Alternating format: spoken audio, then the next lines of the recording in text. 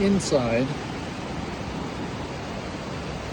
an old growth stump of a tree that was at least 400 or 500 years old, western red cedar. Look at all that organic material.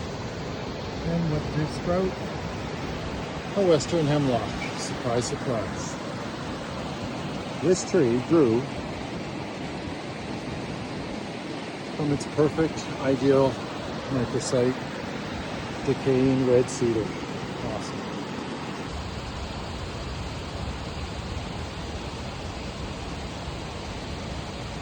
Yep, that's where hemlock likes to grow.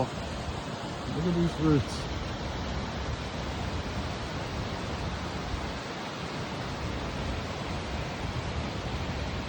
Something has to give once that hemlock gets big enough and this stump decays enough. It's going to be a point in the Venn diagram where they meet and this hemlock is either holding on or it's not, and it's going down the bank. Crazy.